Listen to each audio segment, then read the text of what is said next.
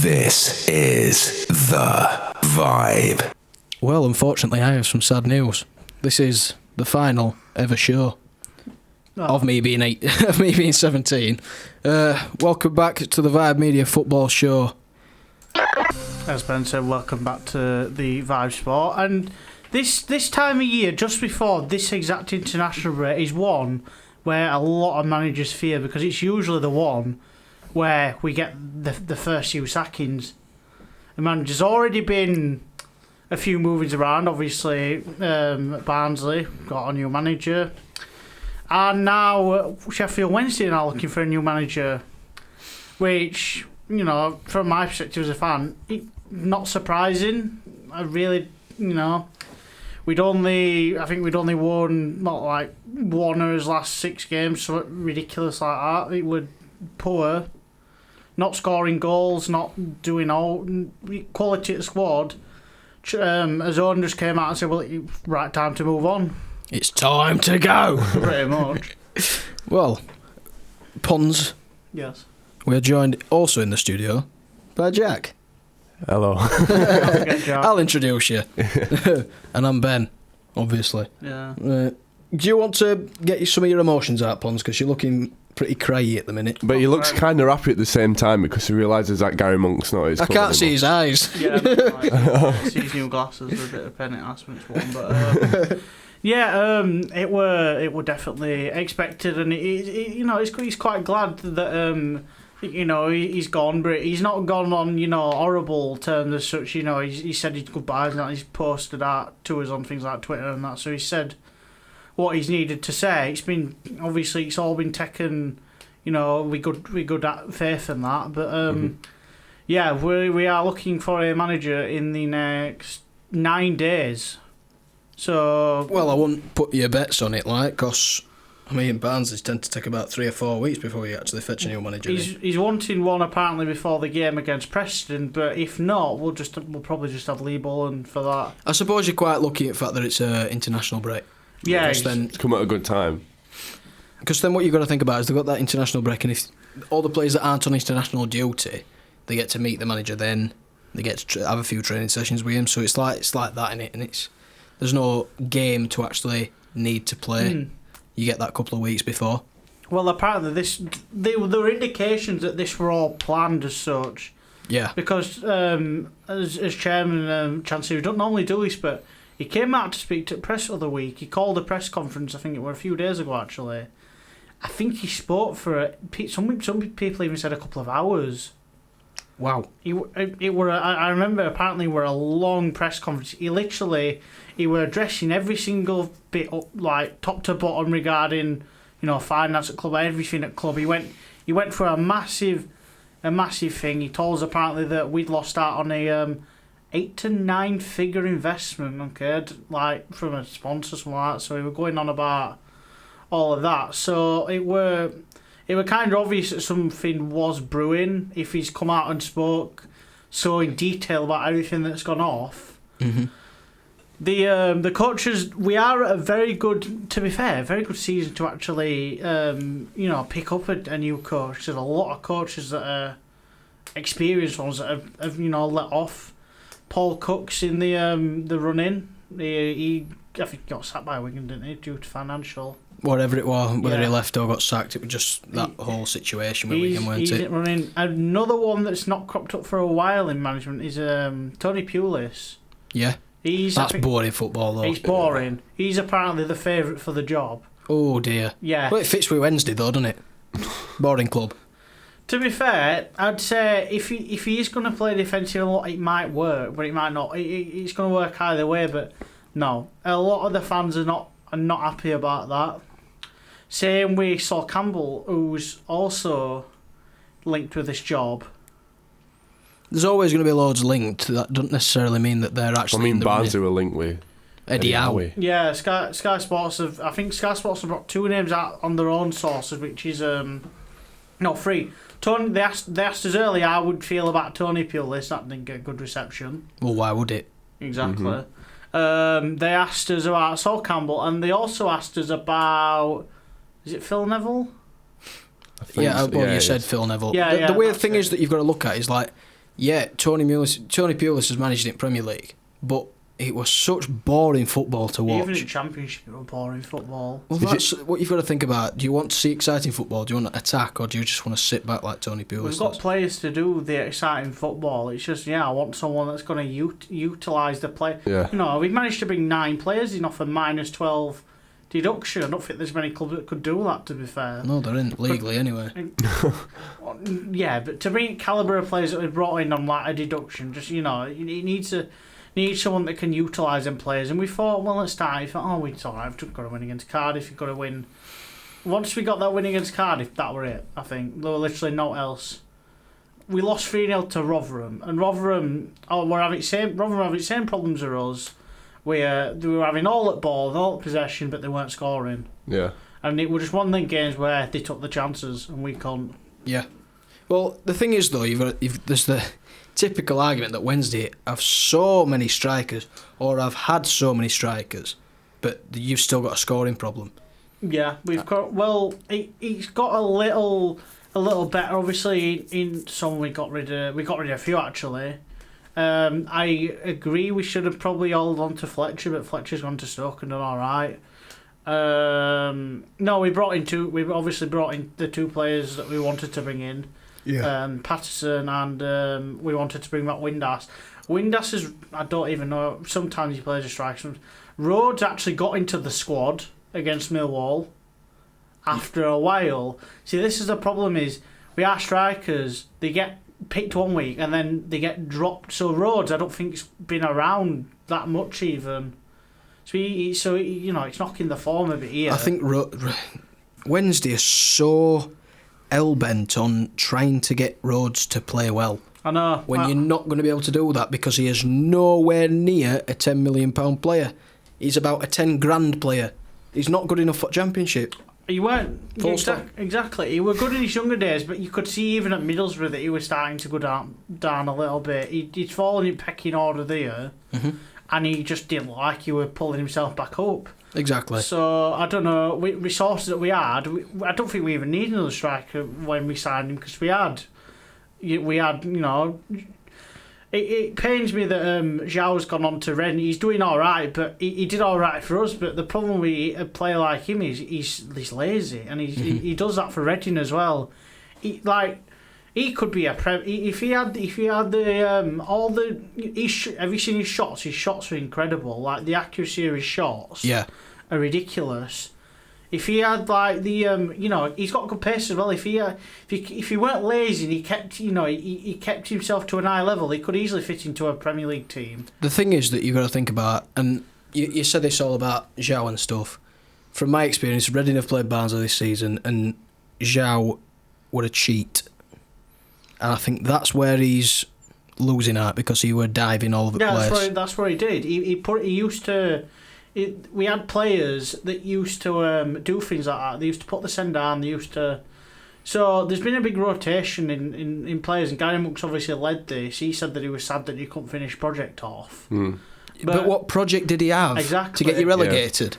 The project, literally, I think the project was literally to try and get out this points deduction, and then just level it off. To be fair, I don't think he's done shockingly bad.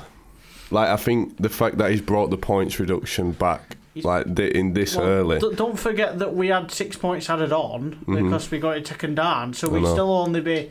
And after last season, after the Leeds game, we pretty much won a game after that. Yeah. It were awful. We were throwing games. We had a winnable game last season. I remember. I think we were winning 3-2 against Birmingham. We pulled it back. And then we flapped it last minute. There was another game where literally, I think we were 1-0 Charlton, and that were literally first winning months. What, for Charlton? No, for us, we got a last minute winner, and that were it. That were kind of football that it were. We Gary Monk, it's a 1-0. Once we get a goal, that's it. We're done. There's no more scoring. How long? It's like that when you played Barnsley. Yeah. You were shocking. You were absolutely rubbish. Yeah, I know we were rubbish. Honestly, it were painful to watch up in. So it was just dreadful. I just think our players can't cope with pressure of a derby because we should have absolutely hammered you. The thing is with derbies, though, I still commend Wednesday for regardless of what manager it is. We'll fight in his derbies, and we generally do that. That's why Rotherham were a shocker. Yeah. Is because you know Leeds we're top at league flying. We took it to Leeds and we won. You know, Barnsley at home started season that would we cleaned that off quite easy. You know, there's games. Someone wants a scrap. I know. Anyways, though, yeah, it were always it. I think he only won 18 games. That was more like 58. Like it were a bit dire. He'd lost about 25. What do you reckon to the Philip Cocu situation? That is an interesting one because that happened exactly at the start of last season, where they couldn't get going and it just weren't they weren't finding a way through out. But this season it's a lot worse. Mm-hmm. And with a club like Derby, you can't really afford to have it where the start of the season's so appalling and then it picks up later on. Yeah, well, you've got to think about that. I don't know if you know much about this, Jack, right? I'm not that educated on Championship. I know the basics, but I don't... So, basically, you think of Derby and you think of a top-end Championship team. They're, at the minute, sat round and about bottom. They look shocking. Like, they played Barnsley the other day. We beat them 2-0 quite comfortably at Derby. Because we got that 6 points there at rock bottom. I don't know what it is with Derby at the moment, to be fair. It's weird. I think I'll always see Derby now as like, I think the added pressure of Wayne Rooney still being there, I think that is going to take something on. Because even though we don't know him personally, Wayne Rooney, you can just tell his ego is massive. And I'll always see Wayne Rooney as thinking, oh yeah, I'm actually bigger than Derby. Like, he's bigger than Derby as a football club. I think in games he kind of, he might even drag him down. Yeah, I think he will do that. The thing is, right, I watched that Barnsley Derby game. Alex Mowat made Rooney look like a National League player at best. Yeah. He run rings around him. Like, there was no... like this big thing, Rooney versus Mowat. Mowat were levels above him. Levels above him. Like, there were no questions asked. Like, I think Mowat completed most passes, most interceptions. It was just... He would run it show at midfield. I don't know how he still ain't got Mowat with me. I don't know how he's not gone. Well, apparently we're in contract discussions with him. It's mad. If we sign a new contract, we're going places. I'm saying it now. We were having that conversation yesterday, weren't we? We were. They were saying, like, I always said at the start of the season, even when you were losing, like, I could tell that Barnsley can play football. They can play football really well. Yeah. We've switched to a 5-at-back formation, which I've always found a bit weird. But we're playing, honestly, absolute revelation, Callum Britton. I don't think I've seen a better fullback since, like, form-wise, and how he's playing. Honestly, signing at season. Championship signing at season. But, like, what I'm looking at is the team, since Ishmael's come in, he's had 4 games, he's won 3, got 3 clean sheets. Yeah. We only lost to Cardiff, and that even looked like a blip. In Cardiff, are like, they will always be a solid team, even though they've not done that well this season so far. It's what their expectation is. But Cardiff is just one of those teams. It's like, you always know they're going to be difficult, even if they're having an off day. But they sometimes don't get over that final hurdle. But coming back to what we were saying about Wednesday, it just sounds like Wednesday and Gary Monk should have they'd have been better to remain strangers.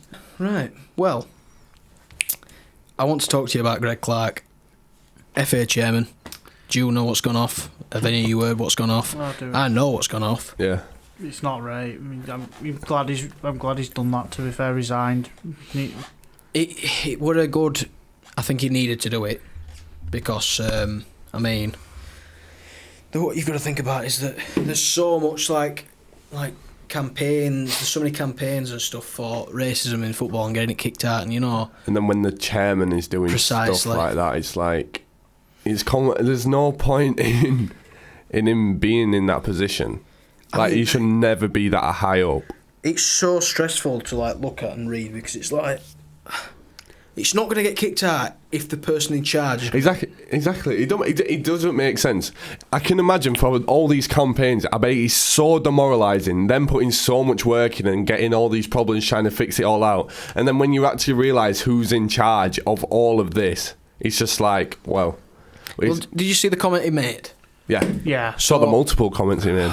The thing is that it's not just racism, it's sexism, it's homophobia. Yeah. Like, what on earth? There's some comments. His comments are daft. It's like he's living in 1940. Yeah, literally. It's like I can't repeat what he said on here because like he's disgusting There's what he some said. you can. For example, the one where he said women don't like to get dirty. Yeah. What?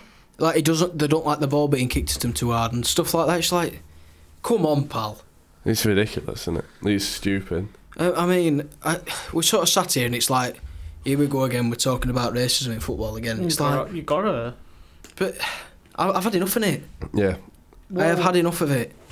It's just. I feel like it is now social media is massive in football and like the football Twitter, so to speak, is like bigger than ever. Yeah. And there's so many fake profiles and like people hiding behind footballers' faces and stuff. I don't think that helps.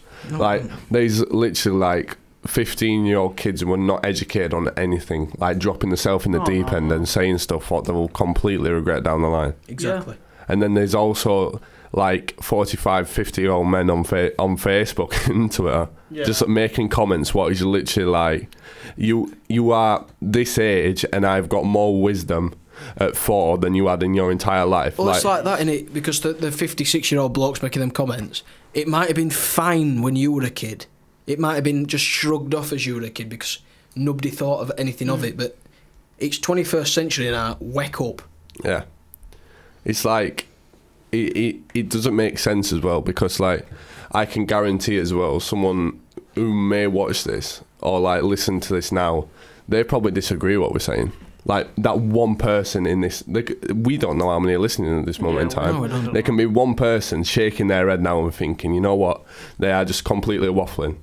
But it's sad to think because it's like we've been brought up to treat everyone fair. Like it's always been treat other people how you want to be treated. Yeah, exactly. We have collectively, because we're all white British, have never experienced any form of racism, xenophobia, anything like that. And for us, I can't even imagine it. Because if something said, it don't bother us because it's white privilege. Exactly. I don't want to get politics, but it is. But yeah, there's literally no. But we've been blessed enough to like not be in the situation where we have to worry about stuff like that. There's a football player that spoke about this, isn't she? Julian Lescott. Remember him? Yeah, I do. He's come out and said apparently that Greg Clark that he's left here. He said he thinks that whoever's come in will not be able to do the changes that are needed because apparently there's been many hints that there's a structural problem. Yeah. Well, it is. Because if Greg Clark's the chairman and he comes out saying that, there's got to be a deeper underlying issue. He said that any successor may be able to instigate real changes. The thing is that it's not just Julian Lescott because I know that Anton Ferdinand made the comment that clearly education's needed at all levels. Oh, completely. And it was Darren Bent that said, probably like looking at sarcasm levels, it was like, did he just slipped out, did it? Awful. Yeah, just yeah. awful. There's a good quote that was said. Lescott said, I don't think a 63-year-old man in 2020 is using that phrase for the first time. That's true. That's literally... That's like what we've just said. Mm-hmm. Yeah. That's what we've just said. Because they're older and for some reason they think it's still acceptable to say things like that. And this is the thing as well. Who said the structure needs to be changing again? It were Julian Lescott saying that regardless of who comes in, the structure needs changing, not just the main person, the chairman. Well, this is the thing. Like I've been watching like lower league football stuff a lot recently, right? Mm-hmm. It doesn't matter what level you are. Like if you are being serious, you need your structure to be on point. In any format, it doesn't matter what kind, business side or on the pitch, it needs to be on point. And the FA is obviously off the pitch. If that is not correct, it's the biggest organisation in the UK for football. If that's not fine, how are we supposed to make ours better at a lower league if the top one isn't even improving themselves? Even the EFL is not correct. 'Cause the EFL have been getting bullied recently. Yeah. It's very easy nowadays to bully the EFL. I think because the EFL put that 12-point deduction on us, we've turned round and we've managed to get 6 Wriggled out of it, yeah. We've wriggled out of it. So it's so easy now. And then EFL looking at each other like, well, what do we do? We don't know what to do. They don't tighten the grip. That I don't think, like FA and EFL, I don't think they want to. Like I've never seen them realistically step up to the plate. I'm saying this as a fan. That 12-point deduction should have stood. Yeah. And if you're an EFL thing, you clearly see we made even regardless of what happened, we'd have got 12 points anyways because of the financial rule that we'd have ended up breaking. Mm-hmm. They should have implemented it and they should have gone, right, well, that's it. There's nothing you can do. You can't. End of the day, you're meant to be in charge. There's FA and that meant to be in charge of all these clubs. But yet the clubs could just turn around and bully them out of decisions. Yeah. The thing is that I think the void in the relationship between EFL, FA, Premier League is just getting ever bigger and bigger. Oh yeah, it's just distancing though. It's stupid. Like there's so much money involved with the FA, with the Premier League. There's still a lot of money put into EFL, but I bet it's not half as much as what it is. And the thing is though, there is zero connection. No, they're in. Like they're all separate. And the thing is as well, they will never trade or make like deals or organisations to bring everyone together because it is. I'll say it again, and I've said it so many times. I've said it for the past 2 years since I've been here. Football is a money game. It doesn't matter where you are now. Do you know what I'm looking at though? You think of that fan connection. At a club like mine, Barnsley, we have such a connection to players. Yeah. We're so close. Like in terms, we're up pitch, they're up pitch. We're really close to them. They listen to us. They hear us. They come and applaud us at the end of every game. They're always talking to us on Twitter and on social media. Premier League, you won't get that. No. And the thing is as well, I've like I was saying earlier, I've been investing a lot of time into like looking at lower league footballs. And there's a guy called Smith. I've mentioned him a few times, and he goes to non-league grounds, right? And he put a video out a few days ago, and he said, it doesn't matter who you support, if you invest 10 minutes into a non-league club, you'll get the most out of that than supporting a Premier League club for 15 years. Well, yeah, exactly. The least it should be expected from a club is them players, as Ben said, they need to listen to you, and they should come to say, to come over your cup, or for example, Barnsley Pontiac, they should come over and clap regardless. Mm-hmm. Because we've come out to support them, regardless of that, how they've played. Should always come and clap us and appreciate us because we appreciate you. Precisely. And it's like this connection and the FA, and we're trying to get racism kicked out of football, but then FA are causing it, and it's just causing a mass uprise. Once again, it feels like we're doing a show when it's international weekend. The glorified friendlies are back. I hate it. I think we all do. Kick it out. It's that kick it out campaign to stop international friendlies. They're not needed, Ray. You don't need them. They're a waste of time. They make season longer. Well, that's not a bad thing, but Yeah. It's just dreadful. Like, you think this week's bad. Oh, mate, y'all need to wait till next week when we're literally scratching it. Yeah, but it don't matter for armchair fans, does it?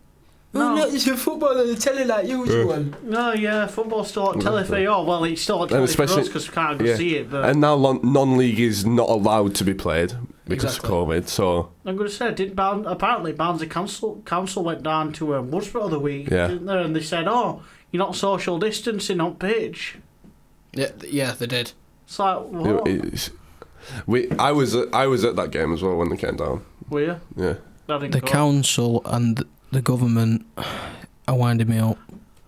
I'm sorry, but I can't even talk about it because why on earth are we allowed to do this show? Why on earth are we allowed to go to college and people are allowed to go to schools packed in with thousands of people in one building, yet we can't go to football? Yeah. When it's outside. I know. I'm going to say, I'm literally sat, like 20, like maybe 40 centimetres away from and it's not like we're forcing it as well. Like. No. It's just, it makes no sense. It's annoying as well because like the season started late and then they are now dropping international games. I read an article a few weeks ago when it was back international, and I said, is it suitable? No. Why would there is a global pandemic going on, right? And there are countries mixing every month. There's literally Belgium, Iceland, and Republic of Ireland, and England. Like England's they're going to mix with 3 separate countries in a week. Yeah. 1 week. And it's not the case, oh, well, they've all got masks, they're probably... No, they're sweating next to each other, they're breathing on each other. Yeah. And think about this as well, right? It's not just the fact they are together. The players what are playing for these internationals, they have came from, say if Kieran Trippier's came back from Spain, he'll be in England and he's going to Iceland. He's literally going to 3 countries. The thing is, you're going to think about Belgium's team because they're not all in one country. No, Belgium's all over. Well, there's players. There's Lukaku's Italy. Goal in Italy. Hazard, Germany. Other Hazard, Spain. De Bruyne, England. Exactly. It's like there's no consistency. Vertonghen, Portugal. Yeah, it's like the thing is now, right? The international break is always a weird stage because it is like I don't think I know anyone that prefers an international break over a league match. Well, I don't. I'm hate trying to watching think. football on telly. It's boring. I'm trying to think. Like I can't remember. I can't remember if I've came across someone think, oh yeah, I can't wait for England versus Belgium. What means absolutely no. But the UEFA has just put us into groups, so it makes us feel like we're doing a knockoff Euro competition. That's why Iceland's been relegated for losing against. It's like where are Iceland getting relegated? It's like you get the right to play against Kosovo. It's like you're gonna watch Chatty Nui fall over. But yeah, the international break is always questionable. Like. It's don't get me wrong. It's like I don't mind seeing England play. Not gonna lie, I can't even watch my own club's games on TV. Even watch Wednesday's games on TV. I find it horrible. Well, I don't want to pay £10 every game. Yeah, I get my season ticket games right. I've already paid for my season ticket and hope that I'll be going back, but obviously we're not. So every now and again they'll give us a free code. But it don't work. Half the time it don't work, but then when it does work, I'll watch the game. However, the away games you're still going to pay for, which don't make sense to me because I've paid £115 for my season ticket, right? And I'm getting a free home game every now and again to watch on the telly. Every game. Like, it makes no sense. Result. It don't make any sense, and it's winding me right up. I've had to get used to watching it on telly now because I can't help getting a Liverpool ticket is so hard. I've been to 2 games in the last year and a half since before COVID. Sorry, not during it obviously, but I've got used to it, and I can see it from your lot's perspective. You go to a game every Saturday. Yeah. I would obviously go to every Liverpool game, even if it's checking a few hours. I'd love to do it, but it's I'm limited. But I can't even imagine the transition from your lot to back at home and watching it through a screen. It's shocking. I can't swear, but it's awful. It's ruined. Do you know basically what they've said to do with COVID and all that, right? They've said you can go to school, you can go to college, you can do all the things that's going to cause you stress.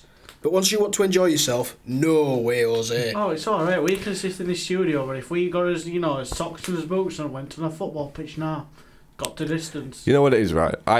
I could waffle about this whole situation and how it's developing, but I don't want to get political because I'm not starting an argument. Yeah, we're not a political. If I could sit here until gone past 7 o'clock explaining my point of view and the logistics behind it. But you know, it is what it is. I just want football back. I think everyone does at this point. Yeah. I think everyone wants. That's why I loved going to non-league games. I went to every single Worsbridge home match what's been recently, and I play for under 19 squad as well. So I can just walk in. So I'm just I don't even have to pay a penny now. So I'm chilling. Even if I don't have to pay a penny, I'd still probably buy a drink or something just so. Oh yeah, I always will do. I sink a few Stellas on the sideline and that. You know what I mean? Keep manager a bit of waffle. Do you know what it is though? It's that we're being forced to sit at home, and you can't do anything, and I'm getting sick of staring at a screen all day. Yeah. Sick of it, because that's what you have to do with your games. That's what you have to do with football. and it's like, just give me some freedom back, please. Yeah. Well, I'm going to make a deal with you both now, right? When it comes back, it'll be in at least a month after this lockdown's finished. God knows when the non-league football's coming back. I think the Vibe Sports should all go to Woodsborough and watch a game. Yeah. Like, Yeah. me, you, Luke and Harrison. Do you know what I think we should do? What? We go to a Woodsborough game, we go to a Barnsley game, we go to a Wednesday game, we go to a Rotherham game. And we all pay for tickets. Do you want me to be in debt? Do you, all of your lots combine tickets? It'll be as much as I'll do it. But I'll be spending money. Oh, yeah, Well, I've got my season ticket, so that's fine. And Barnsley tickets don't cost that much. Yeah. Might be a little different for Wednesday, We but can go and watch an under-23 training match for us if you want, you know what I mean? No. Well, I'd love to take you to Anfield. yeah, I'd but, love it. Vibe Sport, let us know if you want us to go on tour or not when we can. Vibe Sport on tour. Hashtag it. Get it trending. Get it absolutely trending. Imagine Luke with a Liverpool scarf on. No, it'd still be Old It Wednesday scarf up. Oh yeah. It'd be chuffing Spain flags. You know? That's the thing, though. All of you lot are going to be a bit bitter and stuff because you're all rivals. I'm fine. I don't care. I can wear a Wednesday scarf, a Liverpool scarf, Barnsley and Sheffield and Rotherham. I'm fine.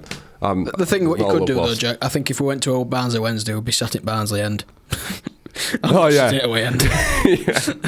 But anyway, you just if Pons turned up with a Spain flag, he'd probably end up singing country song and all. So to finish off today, we've got a bit of a fun section, I reckon. Woo! It feels like the Christmas special from last year. Do you remember that when we did do. like a 2-hour and it was a bit more calm? I think that's what we're going to do this year as well. I'd love to do Definitely. a Christmas special. and It stuff. was good. It was really fun to do last year. So a little bit of a fun section to end on is where we're going to give you our opinions, sort of, because it's that time where Player Up months from the previous month start coming out.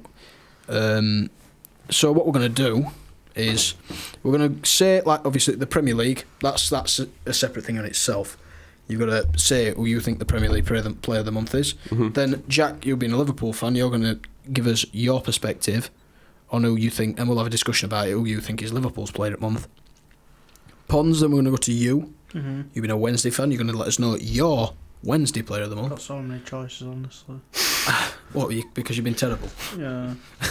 And then maybe in a Barnsley fan, we're going to go through that as well. So I think obvious place to start is Premier League. Yeah. So we need to list a few because I think there is some very, very key players at the minute that are performing. Yeah. Kyle Walker's been unreal. Yeah. That's the first one comes into my head. What's not been Liverpool, obviously. Mendy for Chelsea. Mendy for He's Chelsea, yeah, solid. They all thought, he's a keeper, he's from France, not going to do all. He's not had a proper, big stage to play on. Did you think Mendy was that old, by the way? No. How old is he? 27. 27. What? I know. thought he was No, 22. 28. He's 28. I thought he was 22. I thought he was young, me. I was like, Oh, signing a new young keeper from France. Like, oh yeah, like he's got a lot of time to develop. Jack, he's been did you know experienced. this? What? Sky just said Joe Gomez suffered potential serious injury. Mate, don't even worry. I'm not stressing me, mate. I think we're fine. I think our injury situation is perfect. I mean, you're probably happy about it, to be fair, more than not. Yeah, we have definitely not got Virgil out until May. I'm trying not to go off topic, but yeah, we'll still win league. Anyway, Right, back to it. I've got another player in mind. Jack Grealish. Yeah, Jack Grealish is immense. Jack Grealish has been absolutely insane. Ollie Watkins, though, you can chuck him into the mix as well. But Ollie Watkins wouldn't have got half of his goals if it weren't for Jack Grealish. I'm not going to say a Liverpool player because there's a section afterwards. But what Aston Villa needed, though, is a striker like last season that could run off the balls with pace that were given to him. yeah, And Samatta couldn't do that. Neither could any other strikers. But Watkins, he's got his own pace, got his own dribbling. I think he's played at winger, he's played at fullback, he's played at obviously striker. He can play. I'll tell you something as well, right? Staying in the Aston Villa theme, I think the most disrespected and underrated player so far this season is Matty Cash. Oh, definitely. He's been the best right back in the league. Him and Kyle Walker have been toe to toe, but I would just say like he had just edged it. Yeah, the best right back in the league, but not quite the best right back in England. Oh, Britain for that. But yeah, like Matty Cash has been phenomenal this season so far. Like he's like, I think I could have upgraded on El Mohammadi. Like I would have done a better job there. Yeah. But like Matty Cash from that, it's always a risk as well when you pick people from the Championship and bring them up a level and just like lob them into a Premier League side. I think the thing is with Aston Villa, it's like they've always looked like a Premier League side. Yeah. So like him easing into Premier League quality players, what can somehow like fathom stuff together like Leicester winning league or something ridiculous. Like I think it works. It definitely does work, and you can see with his performances that he has looked very comfortable in that right back situation. I think he's been good. I don't think he's up there for the Player of the Month though for me. I'm saying I've got an idea who's Player of the Month is, but I'm not saying a thing with, because he's a Liverpool player, and we'll jump onto that section.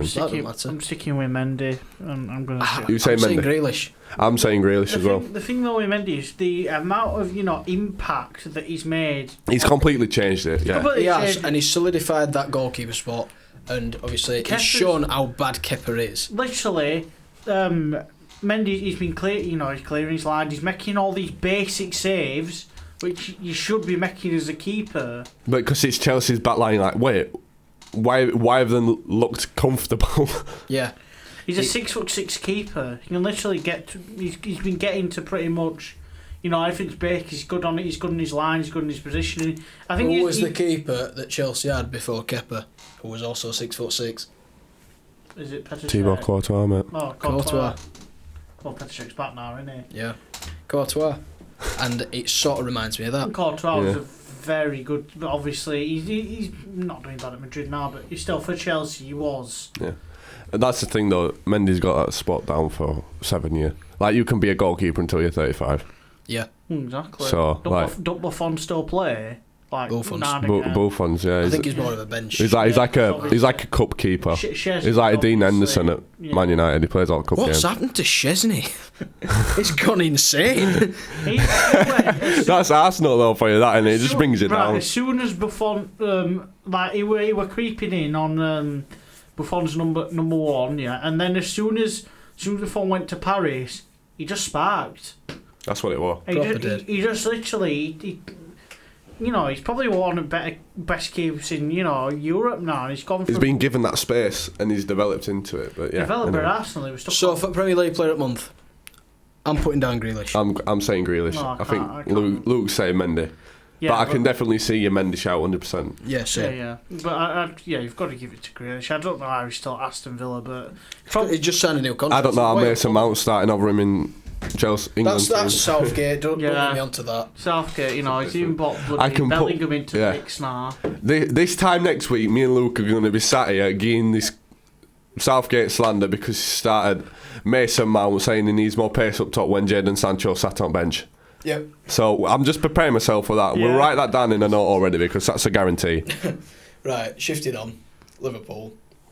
You tell us, Jack. You tell us. No, I want to hear your two's opinions first because it's quite. It's like I feel like it can be biased if I say who I think straight away, and it's like it's setting it, and I don't want you to follow. Jota. Who's yours, Luke? For Liverpool, Jota, definitely. Yeah, right. Then for full house. Simple as that. Like the impact he's made is unreal. Like I've had. I remember right.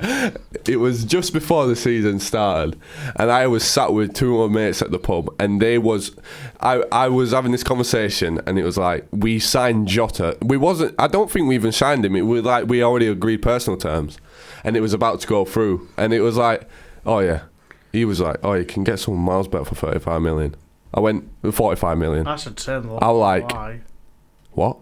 Have you seen him play? Do you know how young he is? Have you seen his stats? He's got, the season we signed Jota, his previous season, he had pretty much the exact same stats as Mane did at Southampton. But unfortunately, obviously, not really people saw much of Jota like his stats because obviously he were, overshone by Raul Jimenez. Can I say obviously. that? Can I say I did see Jota play against Barnsley when Wolves were in Championship? Yeah. He was crap. Yeah. Yeah, it's if he doesn't fit a system, he won't play well. But if he fits a system, look what he'll He do. were crap. In Championship, it were Ruben Neves at Ramshaw for Wolves. Wolves were unreal, right? And they come to Barnsley, right? They annihilated us. and I'm not saying that they weren't a good side. All I'm saying is that Jota were by far the worst player on the pitch. I think Wales, he didn't even show up. I think it was 1-0 each, and then literally all it were Ruben Neves. All he did was just smash it, and that were it. We're done. They were that type of team where they had players where literally their midfield could pick a ball up and smash it. Yeah. Done. But Jota is so young still. This is what we've got to take into consideration. He's 23 and he feels like he's like 45. Like, he's been at Wolves for 4 years now. Mm-hmm. So it's like I think he was always going to make that step up. I didn't expect him coming to us because we was linked with Sarr from Watford for months. Yeah. I thought that was going to be more canny than... I can't believe he's still in chuffing Championship, Sarr, but obviously he played against Barnsley, they were crap. We beat Watford. He started to pick his game up though, to be fair. He needed to. But yeah, I think Jota's started very well for us this season, and I hope he carries on. Anyway, throwing it to Luke, who is your player of the month? Jesus Christ, for us. I can't even put a word in here because I have no... Well, I would say player of the month, the one that's looked the best out of a bad herd. I don't know how to describe it. It's like, has anyone deserved it? No one deserves it. If it's Wednesday, no one deserves it. I'm not going to even put any... Has anyone actually played well for you? Like, slightly? Has anyone shown glimpses of, like, positivity and trying to... Callum, we got a strike from his Callum pass, and, maybe he scored that goal against Brentford, really. They look dangerous, but they never do all that, because there's no proper system in place, Dawson just stands on his line flapping just like a bloody bird all the time. He don't save. Well, I don't know why Wildsmith sat top bench left her rot, because to be fair, Wildsmith's a top championship keeper. Like he could easily go to a top championship side. I don't know how you literally we played Manchester City. I think he made about 14 saves with Wildsmith. He kept Aguero and all them out so well. Next game, Dawson's in net. Just like, why? You know what it'll be, that right? For a footballer, you need one or two things. It can't evenly balance. It needs to be ability / talent or character.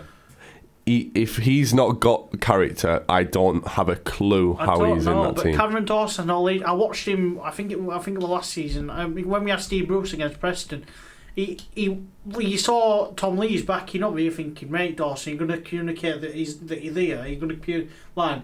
Dawson and then Lees ends up taking a flick on it. Dawson then gets a flick on it and he goes in there. Yeah. He don't communicate with his defence whatsoever. So is Dawson your player at month? No, he's like player that I'd rip contract up. No one's getting a player. Not even gonna hand it out. Item not found. I might give it to Barry Bannon because maybe he's good in his penalties and he's the only person that actually. Of course, it's Barry Bannon. Well, there's no one else. Yeah. It's just it's dreadful. He's only just got it. I'll give it to Barry, only just if no one else even in contention. Are you talking to me now? I think after Lewis's small breakdown, I think we've got to throw it to Ben. I know mine from like an outside perspective. The thing is that it's hard to choose for Barnsley for a completely opposite reason to Luke's. Because Wednesday have been dreadful. Last month, Barnsley really picked it up, and we've come into this spat of form. We've had players play very well. Yeah. Alex Mowat, Mads Anderson, Solbauer, Heelick, Jack Walton. We've had some outstanding performers. Our defence is so solid, it's unreal. But shining light of day, Ray, honestly, by far the best signing, the best player, the best fullback I think I've seen at Oatwell since I've been going, performance-wise, Callum Britton. Absolutely insane. But it's just been announced today that Alex Mowat's got player of the month. Confusion. Yes. but yeah, Callum Britton's got 3 Man at Match awards out of 4. Yeah. Yeah. It's like, I mean, I'm not saying anything against Mowat because Mowat's been unreal this month. Mowat could probably. Mowat's been unreal for the past few years. I said it earlier. I don't know how Mowat's still at Barnsley. To be fair, he could have easily. He could have easily jumped ship, but Callum Britton, we're bringing him from MK Dons. It cost us a fingernail, and Jesus We was Christ. having the conversations, wasn't we? Like, I was confused as to where you're from. Yeah. Like, I know you signed someone from MK Dons, and I thought, oh yeah, it's just going to be like a bench one with that, innit? Yeah. But it's like, he's walked into that team. Like, you didn't have a fullback. We had be Jordan fair. Williams. But Jordan Williams has never been like that. Wow. Like, No, he's he never can been offer insane. something mental, like, completely different level. But, like, that's the thing, though. That's probably one of the best pieces of Barnsley scouting they've done in a long time. Yeah. Like, absolutely. dropping down a few levels and trusting someone. That's a mass. It will always be a massive risk in football, bringing people up a level or two. Like, you see Championship and to Prem and etc. But like, the fact that you've spent, it was 200k, wasn't it? What it was, not a thing, not an actual thing now. But Yeah. the fact that you spent 200k on a fullback, what's replaced a Ludovic, we was live when Ludovic went to Schalke, and you could see how devastated you were. Like, to just completely switch your mindset and think we've actually got someone who's probably better than Ludovic at this moment in time. That's mental. Performances, honestly, in the first like few games, first month with the club, I've yet to see anyone better. Yeah. And I mean, I'm excited because he's 23, I think, and all of a sudden he's just broke through into Barnsley side, and he's going places. He's going places because if he keeps up this consistency of performance, then I don't think I've seen a better fullback at all. Well, I genuinely don't think I have, and so. I know I sound like I'm being right biased, but we've played so well this last month, and it's rare you ever hear me coming on here and just absolutely blowing smoke up backside of Barnsley. Yeah. But it's just been absolutely unreal. Like, I had to pick the best out of an unreal bunch. Like you've Bonds had to pick someone out of like 6-7 players. Because, and do you know what I genuinely think it is? In terms of match ratings, I reckon Britain is like a 9.9, rest of players are 9.7. That's what it's like. Yeah. So that's why it was like, it weren't hard. It was hard, but it's like, he got it because he performed outstandingly well and the rest of the players were unreal. It's so hard to describe, but it's how it was. But So- yeah, I think Callum Britton being unreal. Like, he's been next level. Yeah. Okay. Is honestly revelation. And then on that note, I think that's That's just a wrap, about time yeah. to wrap it Yeah. up. Thank you for listening. Thank you for watching. Yeah. We'll see you on YouTube. We'll be back next week.